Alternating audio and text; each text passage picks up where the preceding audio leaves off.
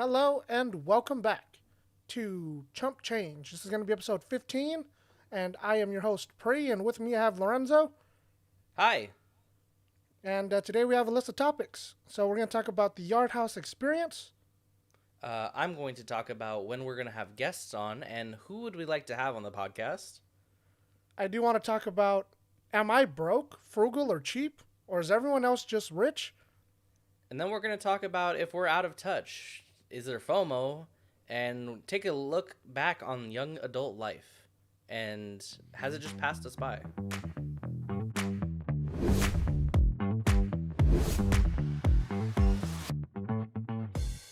Alrighty, but before we talk about all of that, I do want to talk about our experience playing Minecraft Legends. Jesus Christ.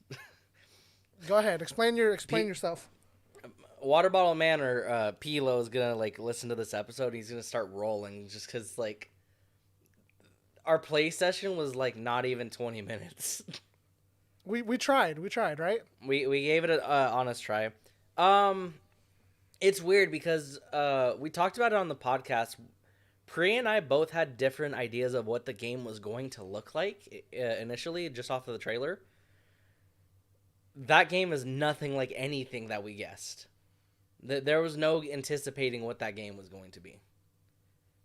Good game, bad game. I didn't think it was a bad game. That's the problem. You guys straight up said you didn't like it. I tried to give it the college try. I tried to immerse myself in it. It's just, it's a bit weird. In terms of a single person playing it, I think it might be a better game. For us playing the campaign with 3 people, it didn't feel great. I wish there was more to it. I wish there was. The combat system felt a little wonky. You could build a tower, but you also could ride up to battle with your golems. So let's talk about a bit about that, because we're talking about how we felt about it, but we're not really elaborating. The way that the game works is that I played it on controller. So did Water Bottle Man.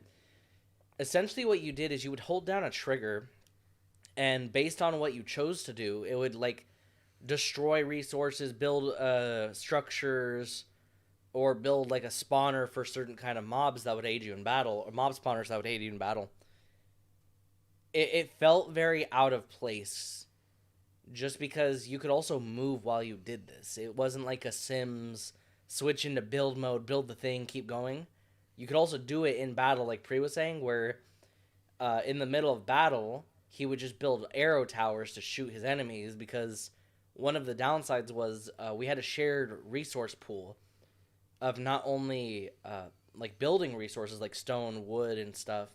You also have a shared pool of golems you're allowed to spawn. So between 3 people, we got to share 20 golems. In the single player tutorial, you got the 20 golems all to yourself. Yeah. So what essentially happened is Pilo lost most of his golems. I was spawning more, not realizing he didn't have any. And then Pree didn't even attempt to bother with it. He just built arrow towers. The arrow towers did more damage than the golems, or even myself. I did no damage. Yeah. And if you line them up correctly, they can destroy other things that normally they wouldn't target.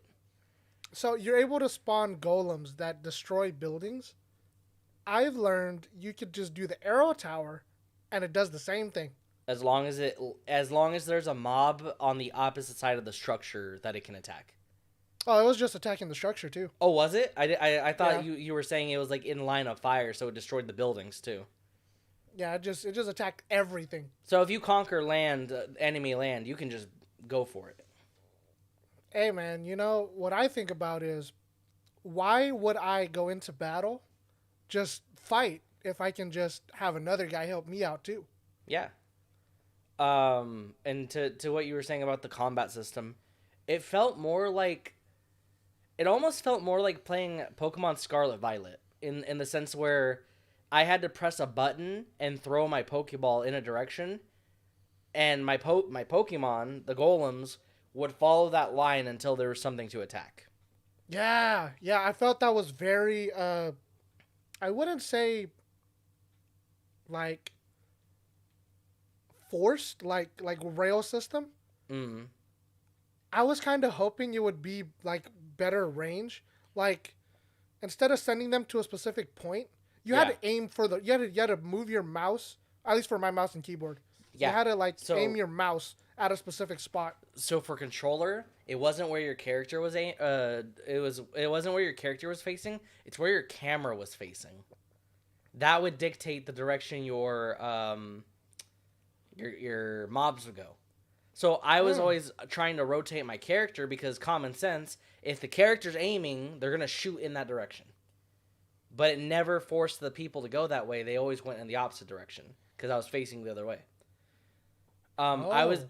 I was very much hoping for a combat system where it's like the only thing I can think of is Kingdom Hearts. I'm sure the other Final Fantasy games do it, where like L2 and it like locks onto a target, then you L3 and or L2 to lock on, R2 to rotate your lock on, and that's where they would attack.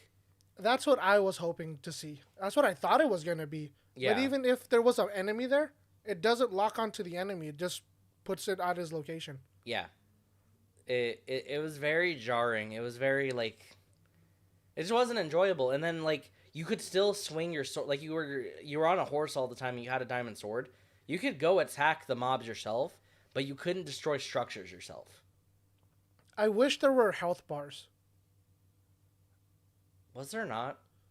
I'd have to I look at don't it remember again. seeing any health bars. I thought there was under the enemies. Weird, weird. Maybe just I didn't see it. Maybe I was just too busy looking at my resources on the bottom left. Yeah, see, you're a StarCraft player, so you were over there making sure you were resource managing. Yeah, man, that's the number one rule in that game. Well, honestly, it was great because we were dividing and conquering. Pilo and I, after you finished your thing, you went and gathered more resources so Pilo and I could keep getting ours. Because Pilo had a significantly stronger or difficult stronghold to go get. Mm. Because he had to break down a gate and go into the thing and destroy 2 spawners. So I had a like an open field Yeah. with like I guess there's this the contraption. I guess it would like pump gas. Mm-hmm. I didn't even deal with that mechanic. I just built an arrow tower and it dealt with it for me. Yeah, so what I had was a plateau. I had to build a ramp to go into the plateau, but there were arrow towers from the enemies on top of the plateau. Oh, that's cool. Yeah, and because it was a plateau, it wasn't like you where I could just build in and deal with it. Like the plateau and the edge of that area was so far out that I wouldn't have been able to arrow tower. That's why when you said you did that, I was like, oh really? Like that would have made this so much easier if I could do that. So we all had a different experience then, is what I'm getting at. In terms of that first battle, or in terms of that specific battle, yeah. But in terms of the first battle, we all did the same thing, and it was just very lackluster. We had to defend a village, 2 villages. And I didn't understand why you had to build the village wall. I didn't understand. You really didn't. Because you and I built a bunch of arrow towers to start with. We could have just left it at that, and it would have taken care of itself. Yeah. Very, very strange to me. In terms of games, I'd give it a 6 out of 10. It's okay. I can see why people would like it. It's just not there at this point for me to like it. I'm hoping it pulls a Minecraft Dungeons and like it does some fixes that make it more likable though. Yeah. I do think it's a really interesting concept, and I do think if they do improve upon it, it would be a really good game. Yeah. Like the only problem is part of the fixes that I want are like drastic game game mechanic fixes. So it's kind of in Mojang's court if they want to even bother with that. I don't think if they don't make any game-changing fixes, that game's not going to last very long in the market. Unfortunately. All right. So I think we're ready to move on to my Yardhouse experience. Tell us about your Yardhouse experience, Pree. Alrighty, buddy. So I went with my mom because it was her birthday to the Yardhouse restaurant. Happy birthday, Mom. I think I'm going to tell the story first. Go for it. So we got there. I got my mom a cake. So I gave it to the host, and they put it in the back. What kind of cake? It was a tiramisu. Mm. Yeah, so we went and sat down. We got a whole bunch of drinks, appetizers, and we got our really fancy. They have a really nice onion ring tower. Yeah. And they also have a really cute fryer basket for your French fries because I got a BLT. Mm. And so, when it was time for the entrees, we cleaned up a whole bunch of dishes. Like, she took them to the back. And we ate dinner, we ate the cake. And on the way out, I felt like something was missing. So I did the standard 1-2 pataroo. Yeah. And I was like, I think I got my mouse. I think I got my keys and my phone. And then I went to the bathroom and I came to a realization. I was like, you know what was missing? Your wallet? I was, in my head, I was like, I think I'm going to need to learn how to make onion rings. Mm. I remembered the onion ring tower was not on the table when we left, but she didn't take it back. So that would lead me to my question to you, buddy. Mm-hmm. When you go out to the restaurant, do you have a klepto experience? Define klepto for me. Let's see here. Sorry, I had to take a drink of my water. Klepto is when you, I don't want to say steal, right? But you develop sticky hands. Yes. So an impulse control disorder that results in an irresistible urge to steal. Kleptomania. Do you get that when you go to a restaurant? I wouldn't say it's I can control that urge, but I can safely say that I've taken a few ramekins in my day. And for the uninitiated, those are the sauce cups at any given place. Like an IHOP has those more bowl ones, like the wider ones, or Mel's I also think does those kinds. Or the simple traditional sauce cup ones that are at a Chevy's or what have you. I've been known to take a couple of those in my day, but I can't say that it was a desire that was uncontrollable. It very much in my power. No, don't be that guy today. It's fine. It's not worth it. It's not that nice. Yeah, I was sitting there. I was like, we had leftovers. I didn't know that we had a leftover onion ring tower that we were going to take home. Yeah. We didn't have any onion rings left. It's crazy. I forget what platform it was on. I saw a video of someone. I don't know if it was an onion ring tower, but it was definitely a more tall structure. And someone got a to-go box and punctured the thing through the top of the lid. Take it with them, and they looked at the host as they walked out with the thing clearly protruding out of the top, and they just it's a toilet paper, it's a paper towel roll. It's why did my family decide to take that?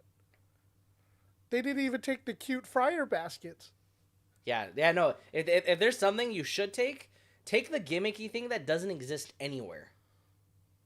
That's a cute little fryer basket. I'm sure you could find cute little fryer baskets, but will you find a Yardhouse cute little fryer basket? Yeah, that's a good point, huh? Because even what's the best what's the best thing I can think of that doesn't exist anywhere else? Honestly, I can't even think of anything just because I was gonna say a soju bomb, but fishbowl things exist everywhere. Oh, yeah, Capri Suns, yeah, you just hit the bag with the little sealer. Yeah. You gotta hit it with the, oh my goodness. What's that food saver? Food saver, there you go. Yeah. I guess those light up ice cubes, but even those have become a more, common commodity in terms of, niche, little gimmicky items to sell. Yeah. We sold them at Safeway for a bit, I think.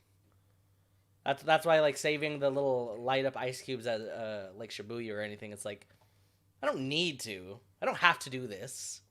I could. I don't need to. That's just me. Yeah, man. So I also wanted to talk about. It was so expensive. Yeah. I don't want to say expensive like like inflation rates and like people need to make a profit. Okay, I get it. Oh no, Yardhouse is definitely one of the few places where I would say, in terms of taking your family somewhere pretty nice, is it worth the price that you pay? No. See, I would say Benihana is more worth its price point before I'd say Yardhouse is. see, my thing is, right, whenever I go to a restaurant, I like going to like Chinese food places Mm-hmm. just because like if there's 8 of us, that means we can order 8 different plates and we all can have 8 different plates. Right. You know, so when we were deciding where we were going to take my mom for her birthday, I actually said, you know, let's go to like an all you can eat place. Mm-hmm. Just so my mom can have her seafood, I can eat something else, and you know, everyone has all of the variety of the whole restaurant. Yeah. I don't know. Do you feel that way? Are you okay with like buying one thing? Or are you greedy like me and like just want to try everything? I was gonna say hot take, Pree. Don't take Hot mom. take, get it, klepto? Hot take. Don't take mom to hometown buffet because you're a big chump. That's so trashy, bro. Like I'm sorry. I'm sorry. Like we can, you and I can go to China Wall, hometown buffet, Sizzler, whenever you want, man. You gotta take mom for a birthday to a nice place. Like, Oh yeah, no, my mom actually recommended the buffet first, because she was like, you know what, my fat kids, they're big chump kids, they want to go eat. But you know, yeah, like I was actually planning to. We were gonna go to Cheesecake Factory. oh, I And mean, I was yeah. like, yeah, no, we're not even gonna eat the cheesecake. Well, you could have. Granted, we went to Yardhouse, and Yardhouse specializes in draft beer. We didn't drink any beer; we drank cocktails. There you go. My take on the single meal experience versus an all you can eat is just, I wasn't raised going to hometown buffet or any like all you can eat places. Yeah. Growing up, it was very much we did go to Chevy's, we did go to Cheesecake Factory, we did go like to specialized places for whatever their niche was. And regardless if you got cheesecake or not, it was like the atmosphere. It was the gesture of going to a nicer place, going out to eat. Because you and I go out to eat, but when I take my mother to dinner for her birthday, I'm taking her out to eat. Yeah. So that's my take on that. See, you know, we get appetizers with our going out to eat. Special occasion. Yeah. Yeah, I was just so, I don't want to say, because I come from the more Asian community, it was very much like, okay, I'm used to having the 30 side dishes. Yeah. And I'm used to eating like 40 different things. No, I definitely think it's how you grew up and how like what your family experience was. I absolutely think it's that, because I very much could have been hey, the nicest place you're ever gonna go is Applebee's. Oh man, Applebee's, they got all you can eat. Was that ribs, riblets? I don't think they have that anymore. I think they stopped that. So I actually went to the taqueria yesterday. I have a question for you, buddy. Okay. When you get tacos, Uh-huh. do you get one kind of taco, or do Yes. you try all the tacos? No, I get one kind of taco each trip. Sorry, what kind of taco you get? I get one kind of taco each trip. I get usually 3 street tacos on a plate of one type. Yeah. Like what kind of taco? Depends on the day. Do you normally get like carne asada? Do you go like al pastor? Yes and yes. Carnitas. Okay. It just depends on the day. All right, man. Dodging my question. No, what do you want? You said, do I get one kind of taco? Like, yes, one kind per trip, and I'll usually switch it up depending on how I feel. Sometimes I might not even get a taco. I might get a burrito. I might get quesadilla. That's steak or chicken. All right, man. You know, you need to help remind me that I'm a big chump, okay? I got a burrito. Okay. and I saved that for later. But we you got tacos for now. We ended up getting a platter of tacos, and boy, I tell you, I ordered like everything on the menu. It wasn't just me eating tacos, okay? Who else was eating tacos? My girlfriend and my uncle. So we got, I think, a total of like... Paintball uncle? Yeah, like 15 tacos. I think we ate like 4 tacos a person. 4 little street tacos. Yeah, I got fish, carne asada. Oh, fish? I can't eat fish. Got that pescado. Yeah, I can't eat that. Oh yeah. But yeah. So speaking about oh sorry, go ahead. I was gonna say normally whenever I go to a taco truck, I normally just get one.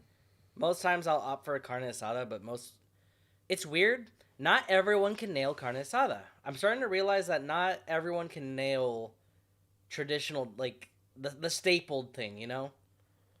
Yeah, every restaurant has to be a little different, yeah. Because, like, if I make carne asada the same way my uncle does and we both make a restaurant or a food truck, it's going to be the exact same taco. So it's like, it's weird. That's also why I say it varies, because I don't go to the same taco truck every time. I don't, I kind of got to just choose in the moment which one I want to do. Yeah. So. Oh, because you're bringing up the taco truck, I do want to say, when you take your mom out to eat, right, on a special occasion, yeah, it's very much for the atmosphere. Oh, yeah. And where we sat, I was a little annoyed. So there were 6 of us, and we had like a big booth. Yeah. I am okay with like being like closer, like a longer table but thinner. Yeah. In comparison to like a fatter table but shorter. There was so many plates on the table. There was no space for anything. Yeah. That's a big struggle that I deal with. That's another thing that's the problem I have with restaurants in general, where it's like the nicer the restaurant for some reason, the bigger the like the plate itself. Not even the dish. The plate. Yeah. The food is the same portion. It's just on a bigger dish. Yeah. Yeah, Olive Garden and Yardhouse chicken parmesan, exact same size, exact same portion. But the plate at Yardhouse is probably about 3 inches in diameter wider than the Olive Garden plate for no reason. And another thing that I noticed. So maybe it's just because Yardhouse is more of a draft beer like bar type of spot. Uh-huh. It was very loud.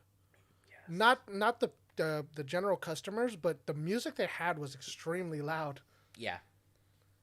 Dark and loud is the way I remember Yardhouse, and I don't quite care for it. Very mediocre. It's like if you cranked up Lazy Dog. Everything about Lazy Dog, if you amplified that, that's Yardhouse. Man. Yeah, so I actually have a very nice snippet here from Food Unfolded. Okay. To help us describe this food journey. Okay. All right, so just a little fun fact here. Rhythm also has an influence on our eating. Apparently, we tend to match our eating speed to the tempo of the background music.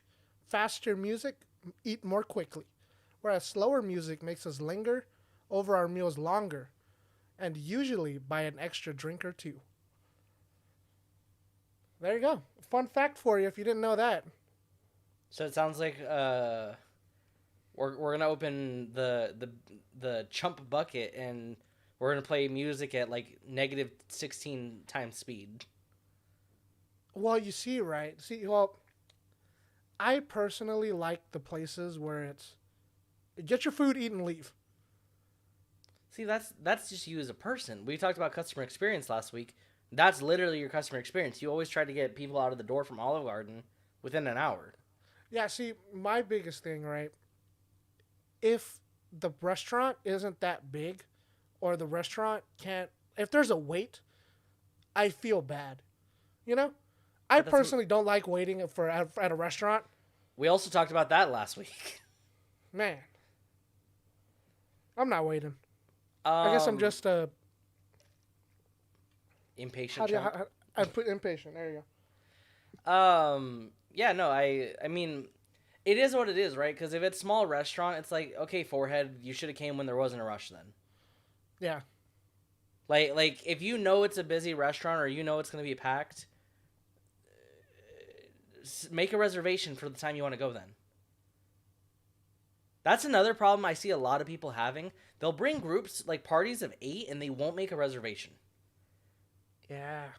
Here's a Linus tech tip for all you people out there. If you go to a restaurant and come closer. If you go to a restaurant and there's more than 4 of you, make a reservation, please. Please. The average table is meant to seat like 6 people max. So if you have more than 4, the odds are you are probably going to need them to set that up for you. They can't set it up if they don't know you're not coming. You're going to wait longer because now they have to wait for the neighboring tables of the table they had ready to combine those tables. That's your Linus tech tip for the day. It's so hard to have a family meal when your family is so big. Unfortunately, that's not even just a Big Chump family problem. That's just America. It's just an American problem. This is America. We're all big chumps. That's big comma chump though, not capital B I G space capital C HUMPs S. Big chumps. I think that just falls to me and Lorenzo. We're just big chumps. Well, that's why I said all of the people in America are big comma chumps. We are big chumps. Proper title. Oh. Yeah. Pending trademark. Alrighty. Did you want to go ahead and talk about guests on the podcast? Can I ask you a random question real quick that my coworker asked me? Go ahead. What do you think the sensation of piss drying on your person is? All right, I'm gonna need you to set the story for me. Set the tone. Okay, so coworker was watching a TikTok, I think. And I guess it was a video of a moose, and the moose was just kind of like letting the fire hose go uncontrollably. And he prompted it with, "Man, now there's pee-pee all over that moose. I wonder if that's uncomfortable." And then he asked me, I was like, "Hey, what do you think the sensation of piss drying on you is?" I'm like on my clothes, on me? Like what? He's like, "Yeah, I imagine it like must be uncomfortable." I'm like, "Well, I don't think piss is inherently a natural irritant. I think you'd feel gross. I think you'd feel yucky." So, I think the better way to put that, because it leaves a residue behind. Right? I think that's so. It's like the urea. The moose has fur. The urea, once the water and everything like evaporates off the body or the fur. Yeah. So I gotta say, because there's fur there, right? Yeah. The best way I can describe it, let's say I didn't trim the bush. Right, and I guess. And you like sprinkle the bush a little bit accidentally. Yeah. Like you don't. I think you don't quite make it over the. You make it over the fence. You don't make it over the bush. Yeah, very uncomfortable. I think. Well. Yeah. I feel like this is a common issue, though. Is it? Are people having this issue? Well, I wouldn't say it's like an everyday occurrence, but I would say I think sometime in your life you had this struggle. Okay. Now maybe not the whole water hose, maybe just a little spritz, like you know. Maybe if I had to go really bad, and like there was no like you know there's a moment of weakness while I was holding it. Maybe. I can't think of a time I've ever pissed on even like blackout drunk. I can't say that I've woken up and I was like pissed on by myself. Well, so let's say you use the bathroom. Yes. And then you just walk out to wash your hands. Yeah. And then you're fully relaxed. Oh, and like a little dribble comes out afterwards? Yeah. That's what I was referring to. I haven't had that issue. Very misfortunate whenever it happens to me. Because it's usually like at the beginning of whatever I'm doing. And I'm like, all right, well, you know what? Good thing I'm wearing some thick jeans today, huh? Maybe my problem is that I'm never relaxed. I'm always on edge. I guess so, huh? Never a non-tense moment in my muscle. Always stressed out. Always. But yeah. Not a great topic to segue in after talking about piss, but when are we gonna have guests on the podcast, Pree? Yeah, I want to ask them about their piss experiences. I can't say that we'd ever have E40 on here, but that'd be a great question. Man, 40, you ever hate it when you relax and you get a little dribble? Ooh, a Pree.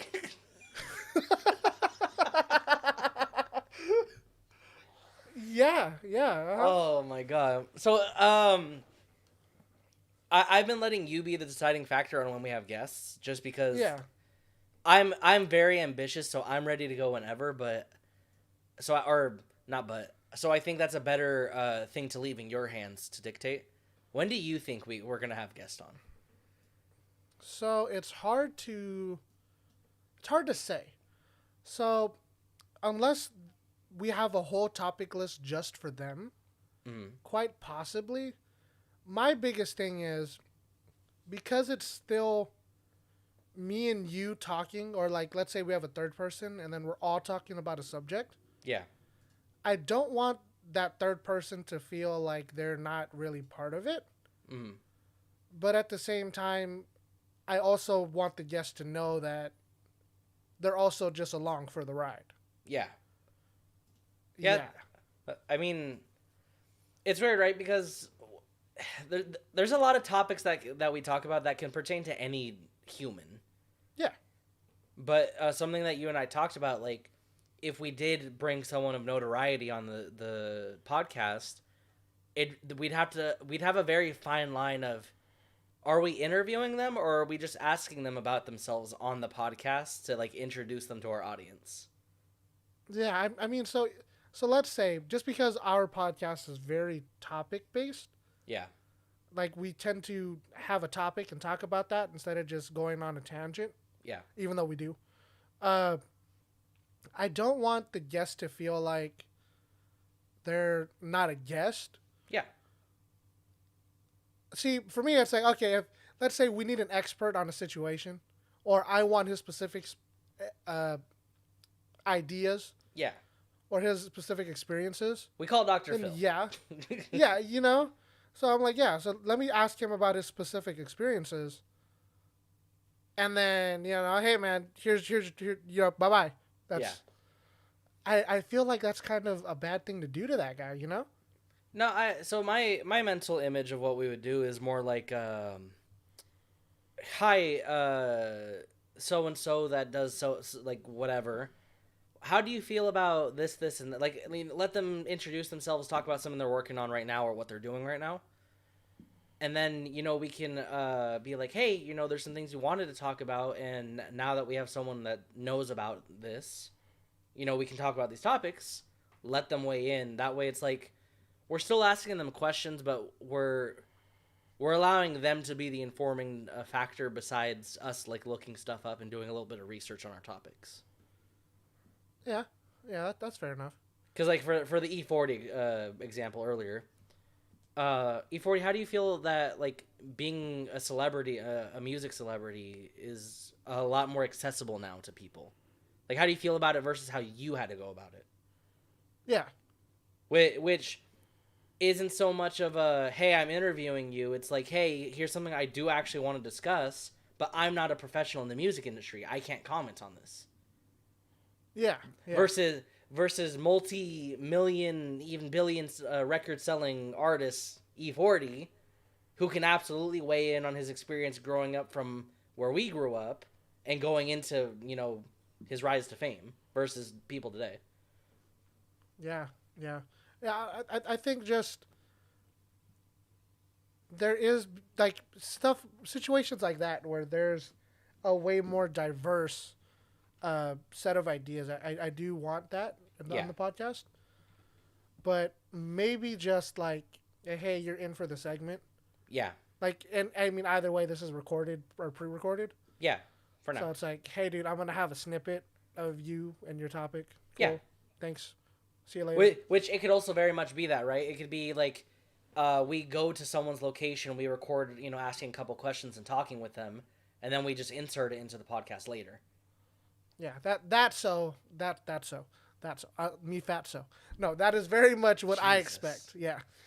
I mean, it sounds like we kind of just need to find the right person for the right job then. Yeah. So, are we gonna have someone on the podcast soon? Maybe, maybe not. I'd like to. We'll see. I'd like to, but I'd very much like them to have something to bring to the table for us to talk with them about, especially if they're going to be in the full recording. I very much would like to talk to someone who can contribute to like the long running theme of that episode.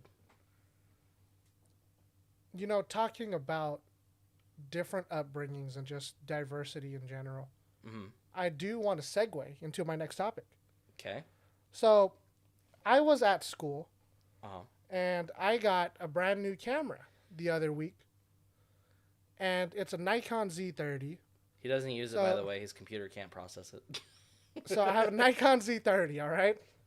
And I was talking about it with one of my classmates, and I was like, man, that's an expensive camera. And she was like, that camera's not that expensive at all. And I was like, whoa. You specifically your model of camera or their camera that they had? So my camera. And then they were very nice about it. They said not to like cap or anything like that. They said cap, actually. Not to cap on your camera or anything like that. That's a pretty cheap camera.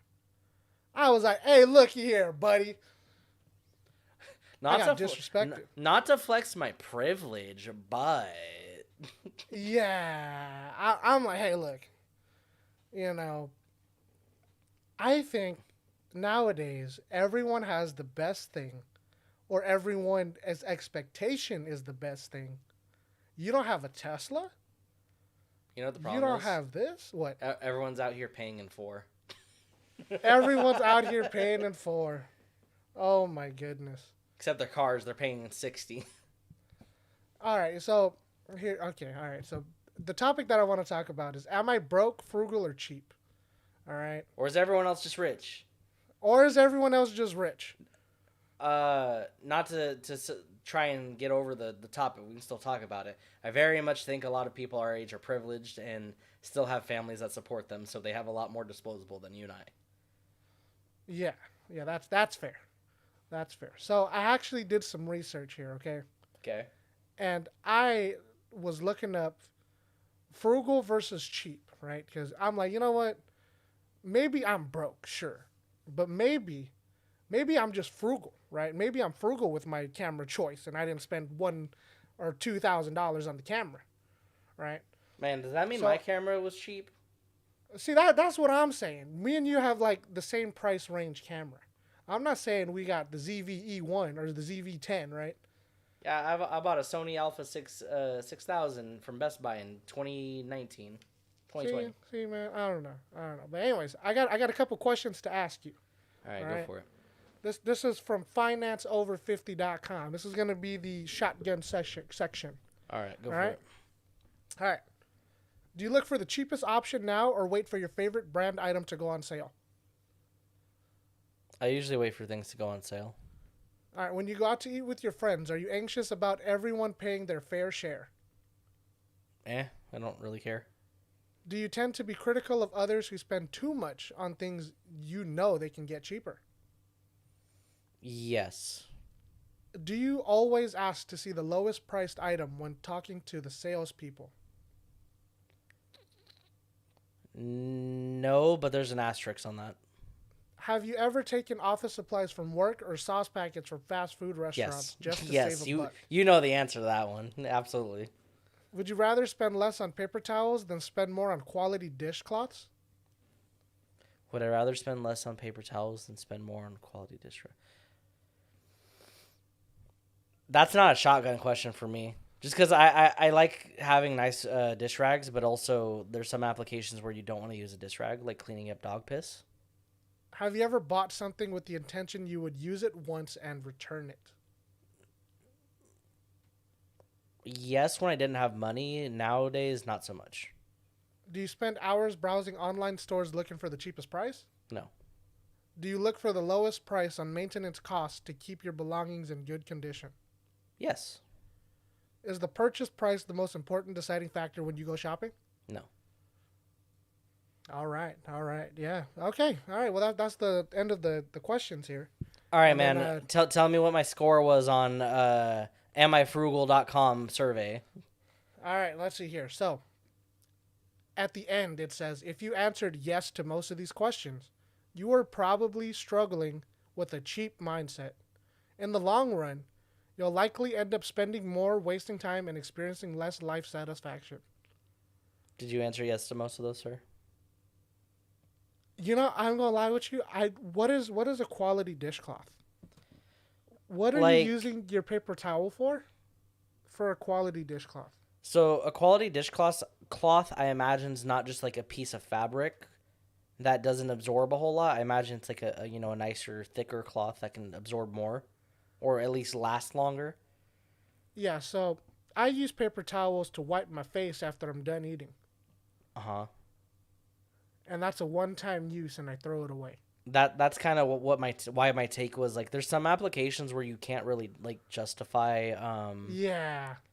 Not having paper towel, like dog piss is absolutely. Why would I use my kitchen rag instead of a paper towel? Very odd question. Yeah, because I have both in my house. I spent a decent amount of money on dish rags when I moved in, and I also buy Costco-sized packs of paper towels and toilet paper. See, the one that really got me, have you taken sauce packets from fast food restaurants? Absolutely. That's everyone, though. That's not just a cheap versus frugal thing. That's just something people do. Crazy. I don't know why that's on here. But because if I don't get to make it. You know what should have been on there?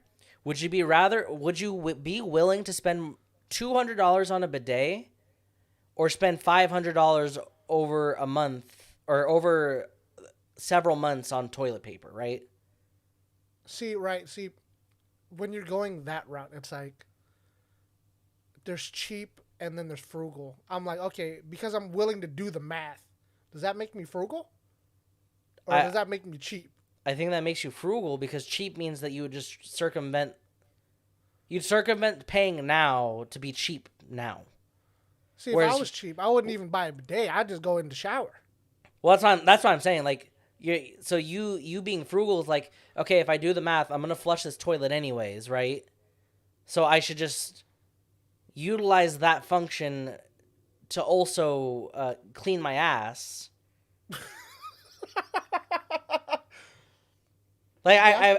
Because that's like the biggest selling point on bidets too. Like, the whole selling point is, hey man, you still want this to go in the toilet, not in your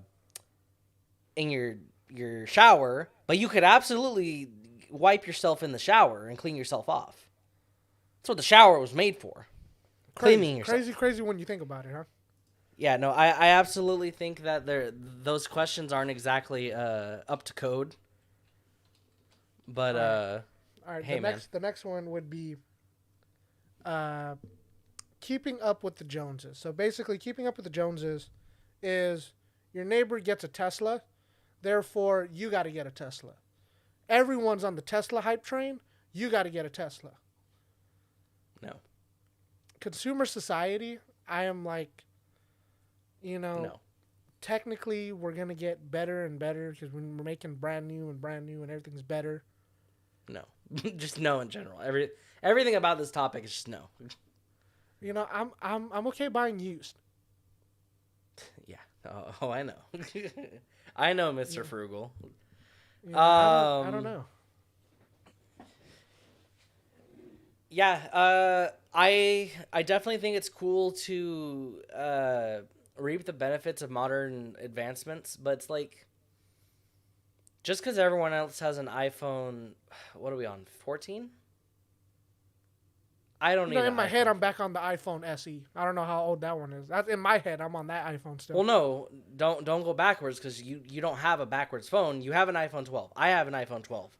I have I had the desire to get the iPhone 13 Max or Pro, whatever it's called, because of the better camera, and it came with a terabyte of data on it.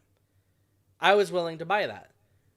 But that wasn't a, hey, everyone has this new thing. It's like, okay, this thing has a new function. It does a thing that I really want my phone to do. I'm willing to trade in my phone and go get that. But once there was actually a problem with shipping it to me because there was supply problems at the time, they thought they shipped it to me. It wasn't in the box. It either got stolen or they just didn't have it. Once that was told to me, I didn't go and buy a 13 for more money in the store. It's like, I'm not buying it for the hype. I'm buying it because I want the functionality of the thing. Yeah. And because I was able to reconcile, okay, I have a camera who does that, or I have a camera that does the thing I want it to do. I have all this other equipment that does all the things I want it to do. Like, I don't know. Like, there's going to be a pilot for a review series that we're going to put out in the next, like, month or two. I don't expect people to go get the thing that I'm going to review just because it's like, oh, cool, shiny thing that does really cool thing. Right? Yeah. But you absolutely could. It's a weird dynamic. I was going to say dichotomy. It's a weird dynamic. There's never a point where I see other person has shiny thing, I want shiny thing now. Yeah, crazy. Maybe I'm just too cheap or frugal. So, one of the things that I was told growing up is, there might not be a tomorrow. Therefore, you should live today to the fullest. Mm-hmm. Everyone in the year 2000 bought all the grand things to find out that they were still there on 2000 day 7. I don't know if you heard of that one, by the way. I'm just throwing that one out there. I haven't, but it makes sense. There's technology that's commonplace now that wasn't in the early 2000s. You can get you can get that technology for like under $20. Cost like probably $200 back in the early 2000s. Yeah. No, what I was referring to was they said that the world was going to end on the year 2000. Another fun fact. Then they also said that about 2012. Yeah, crazy, right? I feel like, the world's always going to end. No one wants to work. I feel like it's just history repeating itself, huh? Can we get another world's gonna ending situation? Where's the Aztec calendar now? I think the next generation needs one of those, like definitive proof from an early civilization that the world's not gonna exist after a certain amount of time. Dude, everyone's gonna go bananas. I really want that I need an alien to just come down and be like, hey, we foresaw that a meteor is gonna strike your planet in like a year. But then a year from then, the aliens come back and they're like, nah, we're just joking. There's the camera. We were just joshing you. It's part of a game show. Can I gaslight an entire planet? Alrighty, and so bringing it back to the keeping up with the Joneses, right? Mm. I feel with the students around me, or just our generation in general, am I just not there, like, culturally? Yes. That's not even related to what we're talking about. In general, I think you're a tad more out of touch than the rest of us. Yeah, so the next topic is going to be, am I out of touch? You're out of touch. Yeah, I'm out of time too, huh? Anyways, so do you have FOMO? I used to really bad in my preteens to like mid-teens, and there was a point where I just kind of like said, the world's gonna keep rotating with or without me. I'm not gonna run at light speed and burn up into atoms just to keep up with the world rotating. There's no point. And to help solidify that I am out of touch, did you know that there is more words than just FOMO? Let me name a couple of them for you here, buddy. Fear of missing out? Yes. There's a couple more acronyms here. Oh, okay. Have you ever heard of FOBO? Fear of better options? No. How about ROMO? reality of missing out. What? How about F.O.B.B.B.B, fear of joining in? Isn't that a camera brand? No, that's Fuji. Okay, how about JOMO, joy of missing out? The joy of missing out? Yeah, bro. These dude, are Yu-Gi-Oh cards. I swear, dude. these are Yu-Gi-Oh cards. These are all like the same family of card. Dude, am I out of touch? No, okay, I think. By the way, go ahead. I think we're both out of touch. If you're out of touch with that one. All right. By the way, I read those terms off of verywellmind.com. Okay, I don't think this article was written by Elizabeth Scott, PhD. I ain't gonna lie. If you're a nerd and you have a doctorate, you probably don't know. You don't probably know that much either. Psychology, though. She's psychology. No, you sold your life to go be a nerd. You calling me a nerd, man? I appreciate being a nerd. I mean, it's true though, right? I wish I was a PhD student though. But it's true though. You have to give up certain things to be able to spend that much time learning. Yeah. Like for every second of knowledge that you've gained over the last 23 years, you absolutely have missed out on doing something because you chose to pursue the knowledge instead. Got FOMO. You spent a lot of time in your books or in practical applications to learn. Like something Go ahead. No, I was going to say, you see, sometimes I feel like I got JOMO. Joy of missing out? Yeah. Sometimes I'm like, man, maybe it was a good thing that I didn't go out to all of the bars at 1 o'clock in the morning to feel uncomfortable the next day. That's not applicable to every situation, though. Like, I was going to use the example of I spent a lot of time traveling as a kid because that was something that my grandmother did quite often. It's something my father did quite often. As a family, we did it quite often in terms of moving. So I was fortunate enough to spend a lot of time in different locations where I was able to learn things about the environment and other people. Yeah, yeah. So, like, my fear of missing out was more with, hey, I wanna have a social life. I want to have friends who are my age. I want to enjoy their company, because my company was my company was always people who were older than me, and I actively tried to learn from them. See, I was the same way, and then I went to college. And then I'm like, you know what? Maybe I'm okay with being with all the old guys. I was going to say, that then we're just stuck with a bunch of dummies our age who don't know nothing. See, and my problem is they just want to act like it, Like they know something? Yeah. Yeah. Yeah. See, and then they're over here keeping up with the Joneses, telling me that my camera's no good. All right, bucko. Buy my camera then. Buy me a good, nice, spicy camera. No wonder you have JOMO. You get BM'd when you think you have nice stuff. I know, man. Look, see, I got F.O.B.B.B.B. I got fear of joining in because I'm just gonna get BM'd no matter what I do. And that sums up all of our gaming sessions with our friends growing up. Dude, do you hear that? Look, we're still using BM. We're still using bad manners. Hold on. See, now you're making me want to look it up here. No, don't. You're going to reveal our age. Oh, no. Oh, no. We're 23, by the way. Or I'm about to be 23. He's about to be 23. Think about that, man. Think about how old we are. Do Very you feel old? I do feel old.